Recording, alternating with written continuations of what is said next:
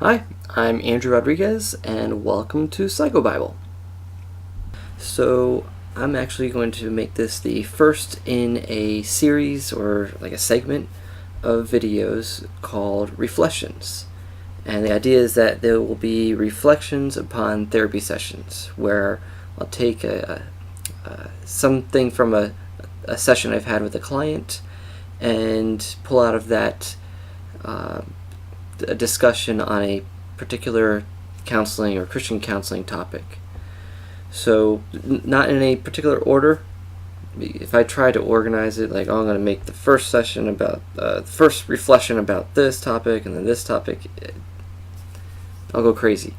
So, I've actually been trying to make this first video for like a few weeks now, or at least a couple weeks. So, and I'll probably get into that story in a bit because it plays into it.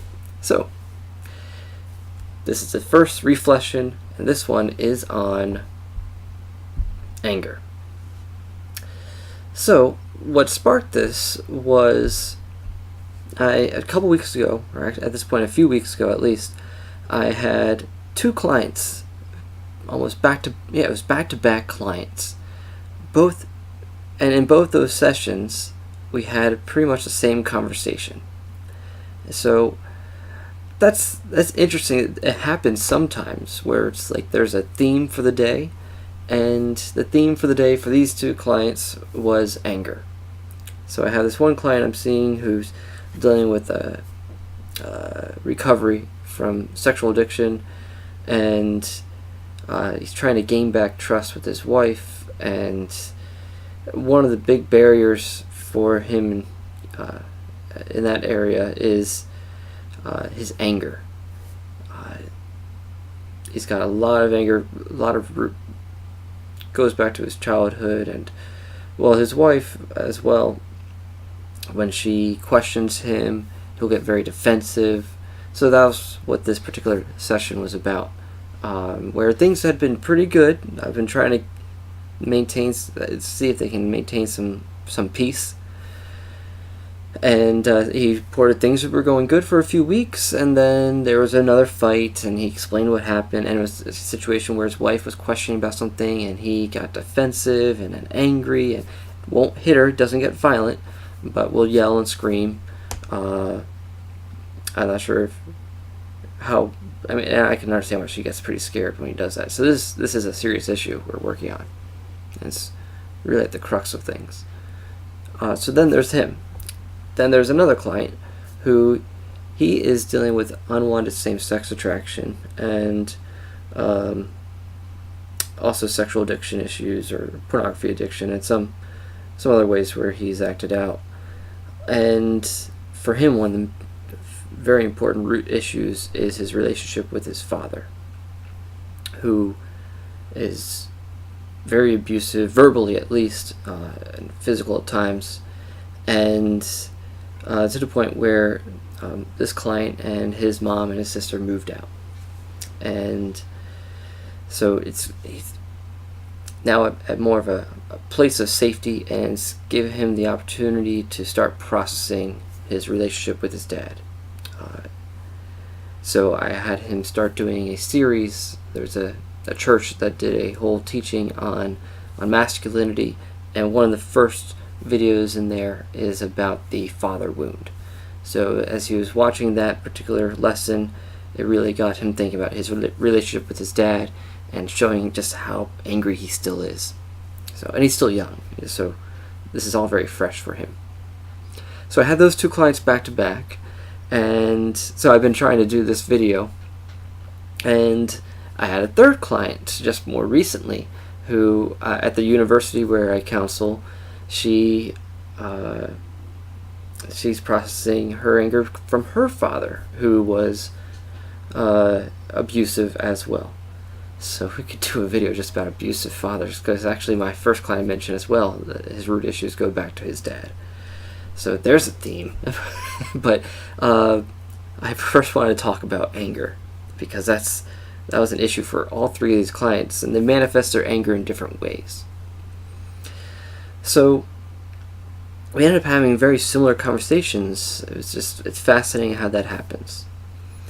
So first, I want to get into what is the nature of anger. So anger, like all emotions, has a function. It's not arbitrary. There's a reason why you have anger. And like all emotions, it does two things, at least. First, it communicates something. It communicates something about the state of your goals or desires or needs, your boundaries, and your rights. So it communicates something about them. At least that's what all emotions do. Anger in particular will communicate that those three things have been violated or are about to be violated, or they're being threatened or challenged, or they're being blocked in some way. The other thing is, like all emotions, it motivates, it mobilizes you to do something. So there's an action that is associated with anger. So it's just general when it comes to emotions. Now, the thing that I pointed out with these clients is how anger is actually a secondary emotion. And my first client, I brought this up to him months ago when we first started talking about his anger, and he didn't quite buy it at first.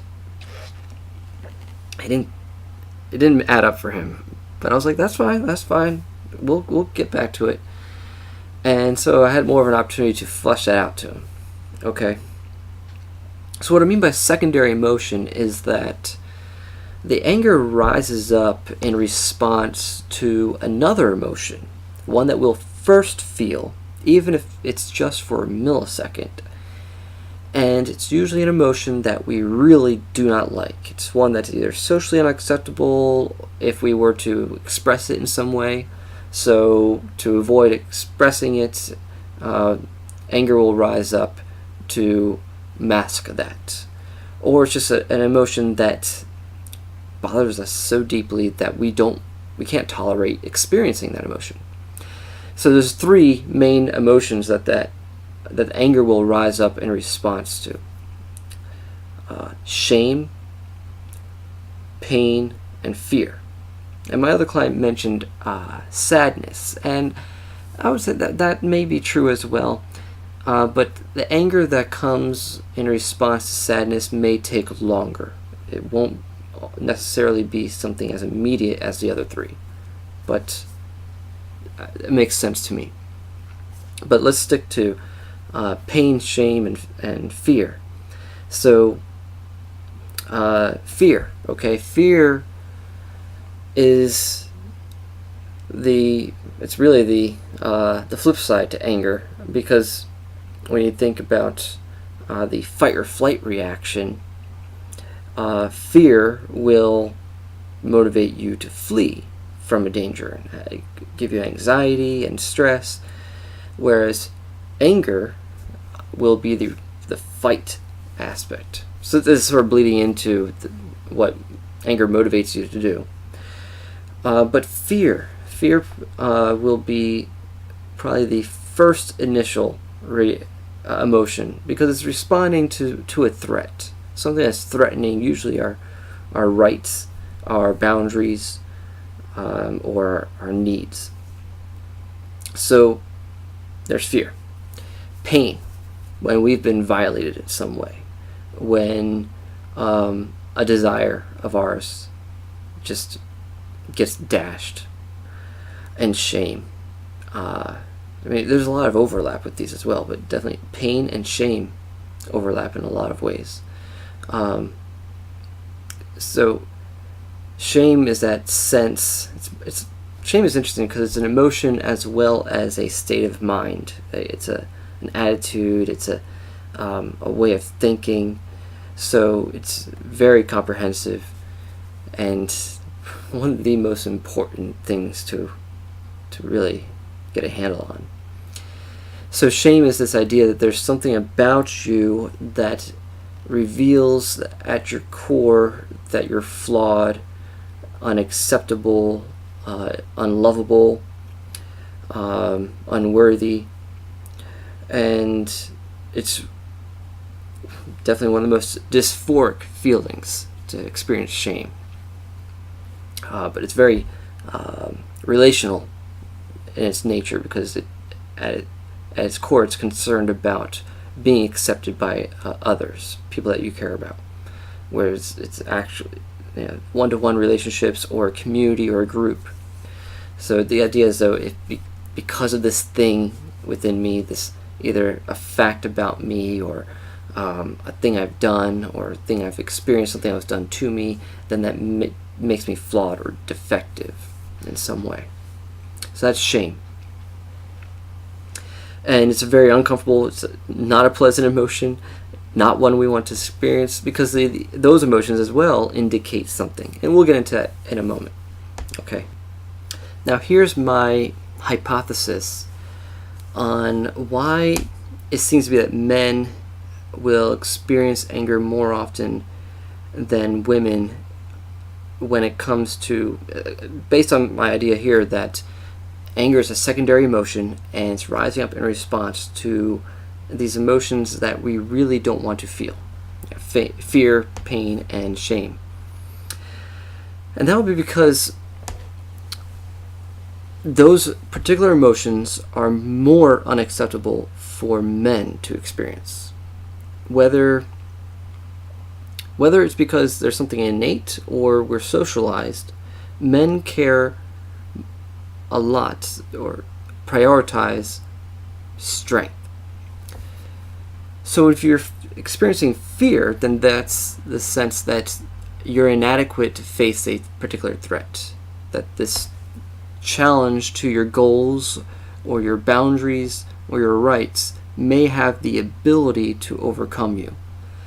So fear communicates some inability within yourself to deal with challenges, and that's unacceptable for men because we value strength.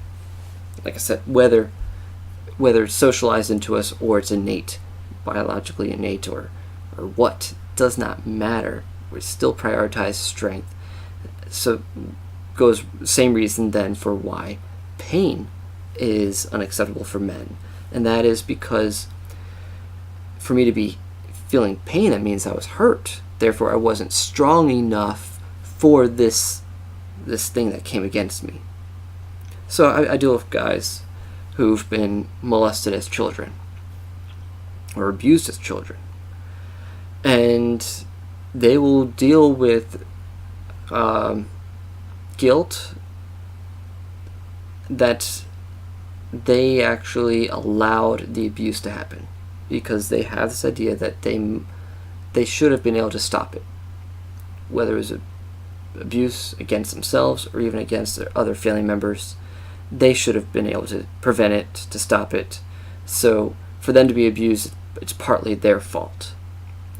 Some don't even want to acknowledge that they were abused, because that would mean that they were victimized in some way. So there's been guys I work with who were sexually violated, who it takes them a while to come to realize that it was abuse. They will tend to think, well, this was something I participated in. This is something we did together. It's like, no, this person was in a position of power over you. And so to acknowledge that they were powerless, or they were deficient in power to stop this, that's not an easy idea for guys to accept. And then shame, this idea there's something about me that is deeply flawed. Well, I can't admit that. I can't admit that there's something about me I do not like. That's a sign of weakness as well. If there's something about me that's deeply flawed, I can't tolerate acknowledging this inadequacy or defect. So we're more likely to experience anger as men because of how much we value strength. Now, I think traditionally women won't experience anger as much as because it was more acceptable for women to acknowledge fear, pain, and even shame. Shame to a lesser extent, but definitely pain and fear it was more socially accepted, at least in the past, for women to experience those. So the anger wasn't as always necessary. But we'll get into that in a bit, because sort of like with the whole thing of nice people was stuffing down anger. So there are women who've been hurt who, because actually for women it's actually the opposite. It's less socially acceptable for them traditionally to express anger. So if they actually had cause for anger, that might have been stuffed, and now it's later in life it'll come out. So that's why I think there's a bit of a gender difference when it comes to anger, and anyone knows this. Like, men are usually not in touch with the majority of their emotions, except for anger. It's the one emotion that it's okay for guys to express. That and sexual arousal, like, that's encouraged. Yeah, man. So that's a bit of my theory with that. Now, with women though, with the trends and the different waves of feminism, you actually see a masculinizing of women. So there's been an increase in valuing strength among women, and so I believe we're going to see, well, you're seeing it now, a lot of angry women, where to admit to any weaknesses is unacceptable. So anger is rising up. So you're seeing that movement in the social justice and radical feminism going on right now. So those are some of my ideas there. And then what it'll do is it will motivate us, or it mobilizes, literally, it mobilizes you to face a threat or challenge. So like I mentioned earlier, the fight or flight reaction. You actually add the third part of that, the fight, flight, or freeze. But let's just stick with fight or flight. So when you face danger, when you face a situation that threatens you, your body will release your epinephrine and norepinephrine, and it will pretty much, it prepares your body to run or to fight physically in order to protect your body. Your brain prioritizes protecting your body. Now, the thing is, it creates this response whether you're facing a physical threat or a social threat, an emotional threat. Your brain does not discriminate based on what type of threat it is. So your body will experience the same reaction no matter what the threat is. So it mobilizes you. So what that means is, depending on the degree of anger, it will sort of reduce the functions toward digestion, so that you don't have to worry about, as you're running, having to stop to urinate or take a crap. So it prioritizes what are the bare essential bodily processes you need in order to actually run. All right, we don't need to worry about that right now. You can hold it. So it'll prioritize things you need in order to escape the danger or face the threat. It'll help you focus, and also with the fight reaction, tighten up your muscles. Your striated muscles will flex. So you'll see a lot of tension. You'll see people with their fists clench, hyperventilating, or getting your body ready. So those are some things that anger will do. So that's the gist of the nature of anger. It's a secondary emotion rising in response to another emotion, one we really do not like, namely fear, pain, or shame. Mobilizes you to face a threat or challenge, and it would be threats or challenges to your goals, needs, desires, as well as your boundaries and your rights. Alright. So, after explaining the stuff with the clients, they're like, okay, so what do I do? And the thing that we don't want to do is actually what we need to do, and that is to examine the anger and take a deeper look at what the anger is responding to. Now, this can be difficult because, like I said, it's a secondary emotion, so it's rising up so that we don't have to feel that other emotion that's underlying it. So to actually take a deeper look at your anger means to actually look below the anger, at those other emotions that we don't want to experience, the pain, shame, or fear. So this can be difficult, but that is the key to getting past the anger. So how deep does this anger go? That's one of your questions you need to ask. And that means to look to see, is the anger in response to your current situation, just here in the present, or is it in response to past experiences as well? It's not necessarily either or, it's more of, is it this, or is it this plus all of this? Just depending on the degree of anger, you can usually tell which it is in that case.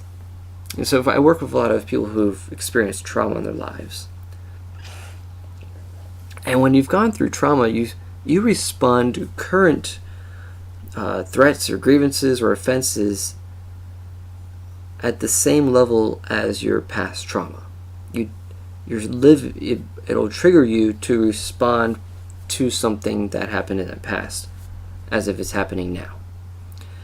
And usually it's because you now feel safe enough to respond, because probably back in the past it wasn't safe to you. You actually kept it buried for quite a while. So now if you're in a relationship with someone who experienced severe trauma as a child it was not safe to express anger over those things that were happening. But now as an adult in a relationship where it may be healthy enough to start expressing those things, that's where it'll start coming out. And that can be a real adventure to live through those experiences with your partner. So you want to examine that. How deep does this anger go? And which uncomfortable emotion is the anger protecting you from feeling? Okay?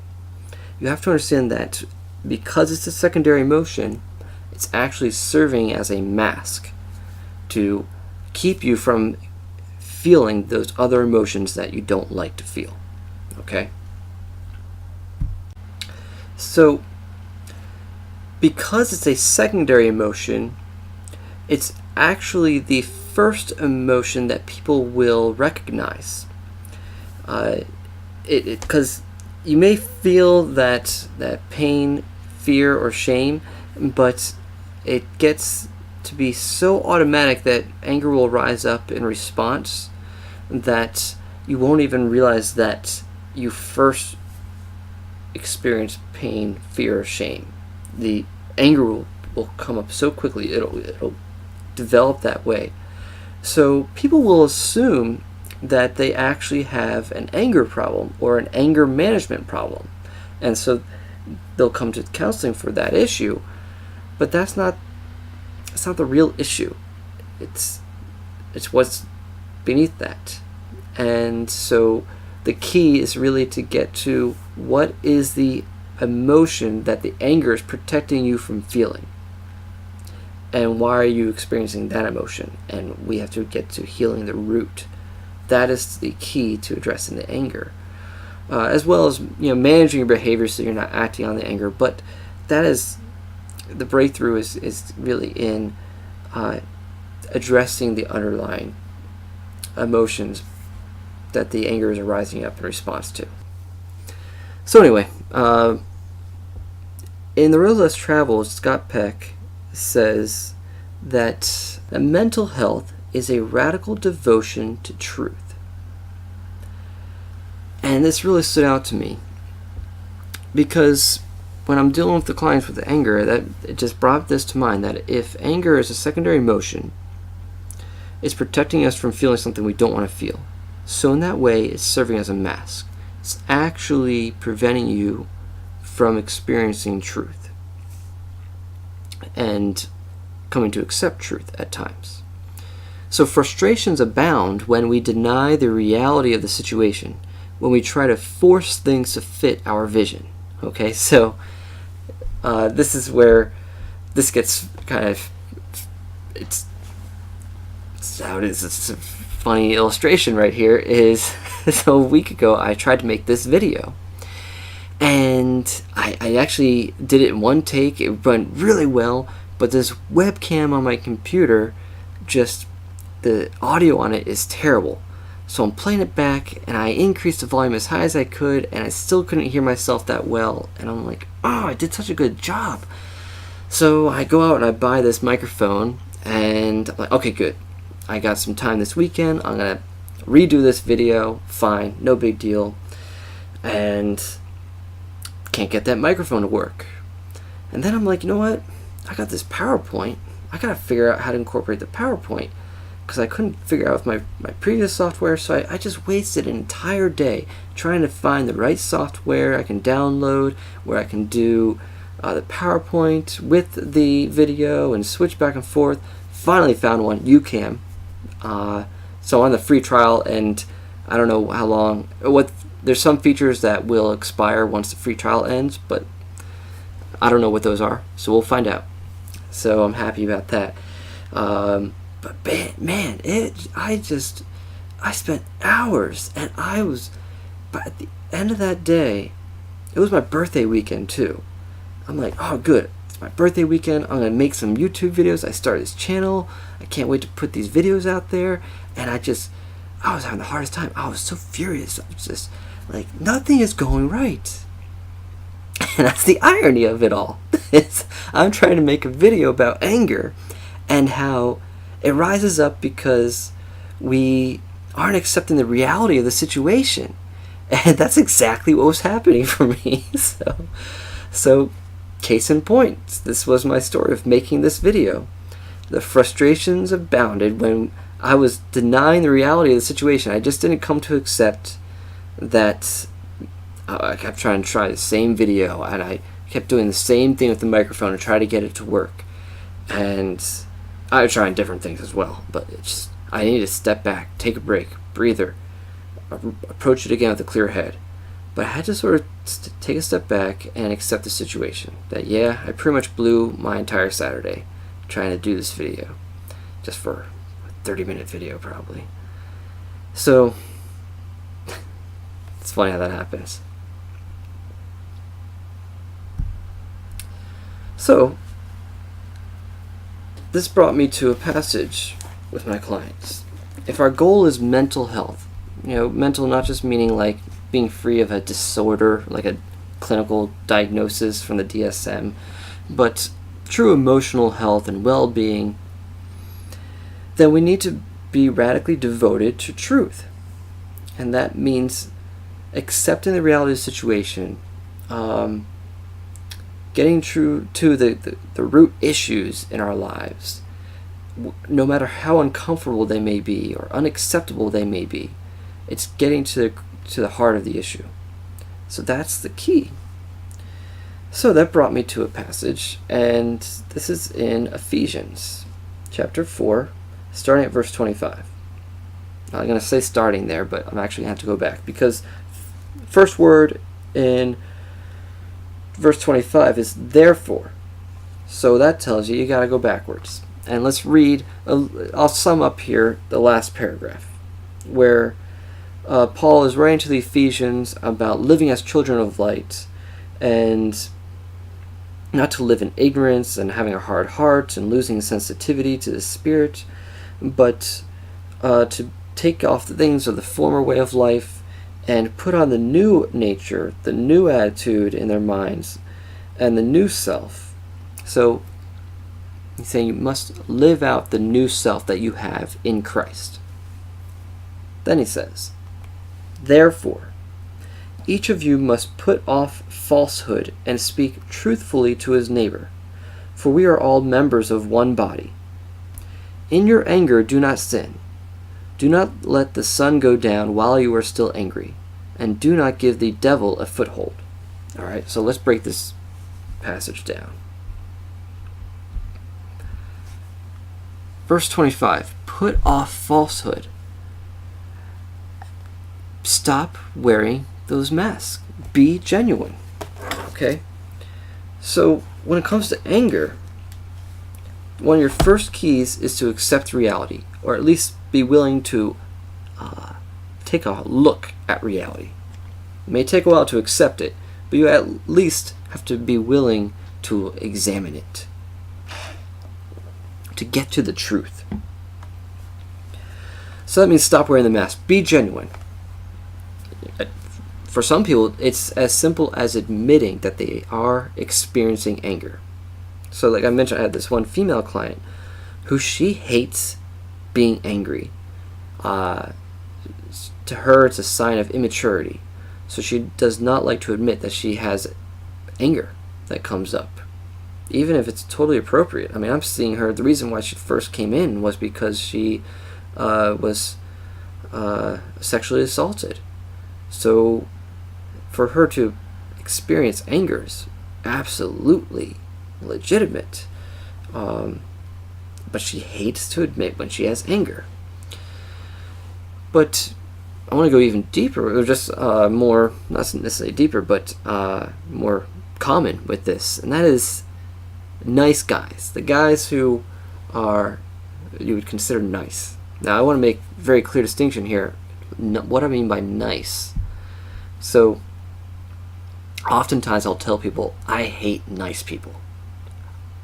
That doesn't mean I don't like people who are kind. There's a difference between kindness and niceness. Because niceness just means to be passive, to be agreeable, which sound like, well, at least agreeable sounds like good things, but what that also means is you won't actually stand up for anything. And that's usually what that means. You're more concerned with being liked and being accepted than to be truthful and to actually assert yourself at times when it may be necessary, not just for your sake, but maybe for the sake of others. So nice people won't cause waves. They won't speak the truth, because if they do, maybe someone won't like it. So they can be chameleons. They'll do what it takes just to blend in and just to be accepted. And they may be kind, because that's easy to do for them.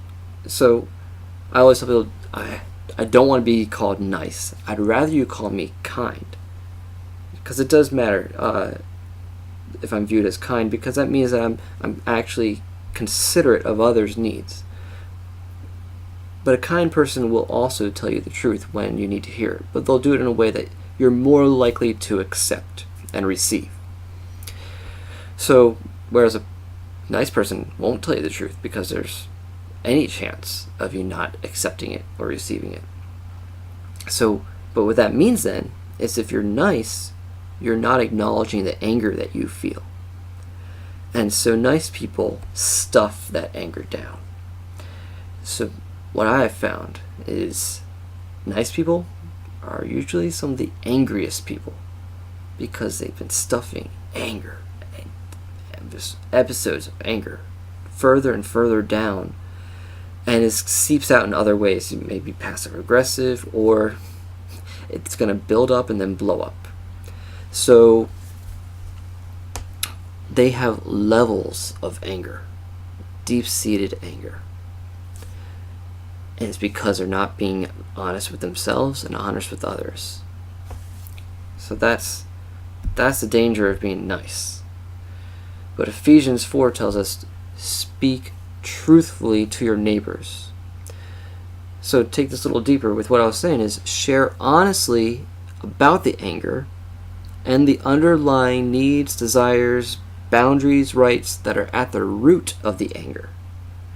So if anger is coming up in response to a threat or challenge or obstacle to your desires or needs, your rights and your boundaries, then you need to identify those things and speak the truth about it. First, confess you have anger.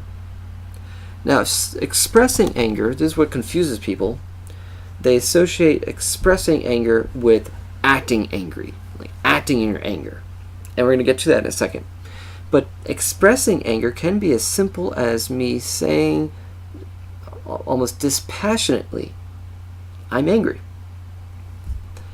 Now, that doesn't necessarily get rid of the anger, because remember, your body responds to it in the same way as if you're facing a physical threat. So you may have all the adrenaline pumping depending on how angry you are, and you may need to find an outlet for that. But in communicating your anger, you don't necessarily need to do it by saying, I hate you, you ruined my life. Okay, there can be considerate, less damaging ways of communicating anger. And what is it you need to communicate? That you have anger. I'm angry. And even if sometimes you can't help, I can tell you're angry because your face gets red and you're shaking. Well, of course, some of those things are involuntary. You can't help that. There's plenty of times where I've told people I'm angry, and they can tell. So it's okay. You can't control every physiological response you have. So just admit it. Admit you have anger, but go deeper than that. Why? What was it? What is the underlying need that is not being met or being threatened that is causing the anger? And that's what you need to get to and communicate to yourself. You need to admit it to yourself and confess it to someone. Sometimes you need to confess it to someone who actually is not the source of that violation or threat, because maybe that other person isn't willing to hear it just yet, and you're not at that place where you can actually work through that. So we're not going to get into conflict resolution as much in this reflection, but you need to confess. It needs to be out in the open, because the more you keep it inside, the more it's going to build up and then blow up, or it'll seep out in other ways. Okay. So speak truthfully to your neighbors. Share honestly about the anger and the underlying needs. And then, in your anger, do not sin. So, like I was saying, you can express your anger without acting out in your anger. The anger itself is not sin. And it surprises me that I still need to make this point, but to this day I will still run into Christians who believe that it is a sin. Like, I kid you not, some have actually told me this, that they believe it is a sin to have anger. Now, Scripture does tell us that a life of anger does not produce the fruit that God desires, and that is absolutely true. But the experience of anger, which is as an emotion, emotions are involuntary reactions.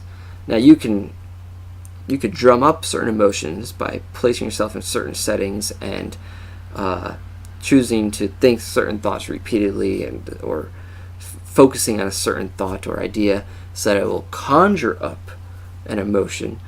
That is possible. But for the most part, emotions are reactions to other experiences, whether they're internal experiences or external. And so they're largely involuntary. So the anger itself is not the sin, but what you do with it is very important. Just like any other emotion, any other desire or urge, physiological or otherwise, the experience itself, not the sin, but what you do with it can be a sin.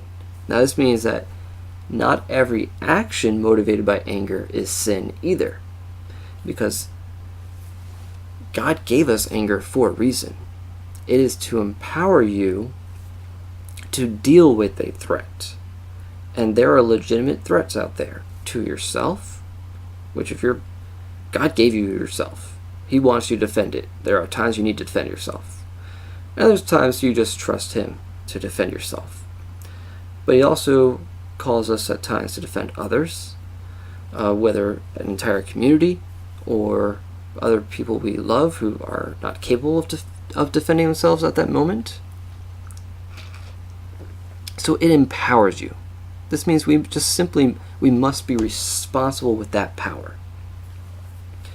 And then as we continue in verse 26, do not let the sun go down while you are still angry. The simple rule here, do not stay angry.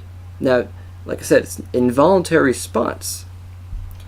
So how can I just say, well, don't stay angry? Well, because there are certain mindsets and choices you make that can feed the anger. and keep it alive. But another thing that I pointed out to these clients is the power you get, that sense of power that you get from anger, can be addicting. Sometimes we will even manufacture things to get us angry because you can get a high off that anger sometimes, especially if you've got a whole history of feeling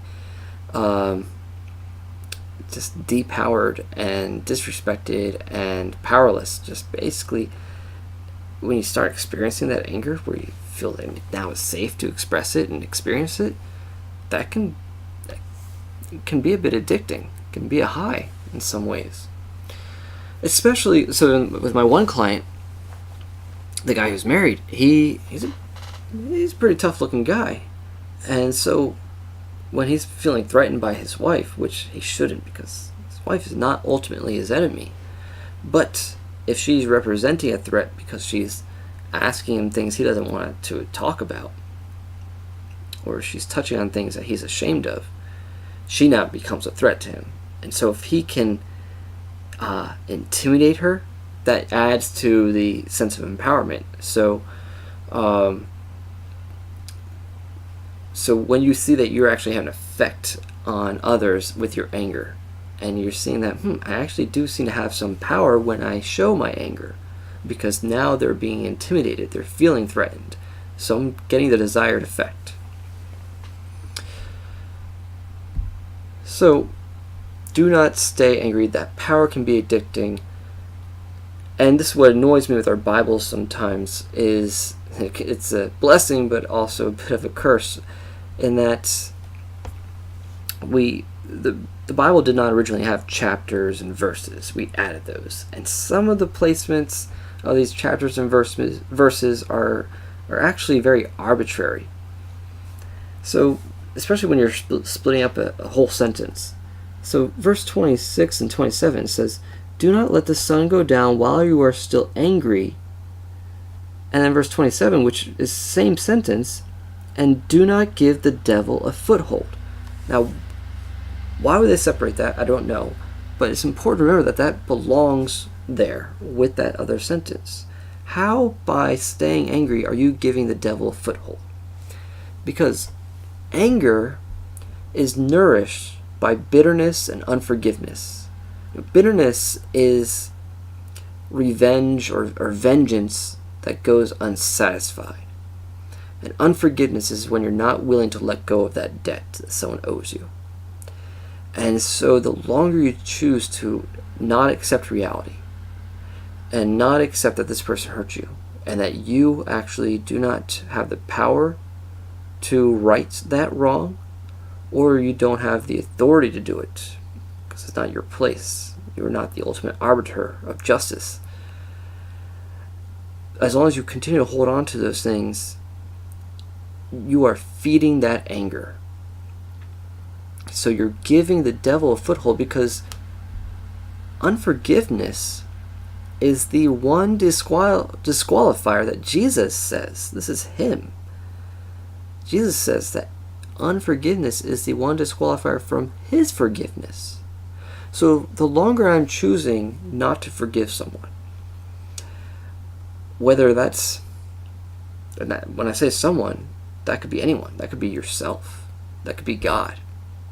Even God does nothing wrong, but we can perceive that he did something wrong because of circumstances in our lives. Whether it's someone else that hurt us. The longer we're holding on to the unforgiveness toward those people, then you are actually opening the door and allowing the devil to put his foot there so you can't close that door again. Like that annoying salesperson, which we don't really have that happen anymore, but let's say someone annoying comes to your door and you cracked it open, they put their foot right there. You can't close that. You now gave them access to your home, which is your heart. So that's important. I gotta wrap this up, but this really shows the importance of starting to address the anger. So unforgiveness gives the enemy a place in your heart. So that's just a little broader expansion of a conversation that I got into with a few of my clients. Like I said, doesn't happen often, but it is amazing when it does happen, where I can only think it's God, when a few clients in a short time together will be dealing with the same issue, and we end up getting to the same discussion. So that's my first reflection, and I hope you enjoyed it. I hope you learned something. Maybe you have some other feedback to give, or other insights, or you totally hated it and you disagree. Well, let me know in the comment section. If you want to see more of this type of content, hit that like button and hit subscribe. I hope to see you again. God bless.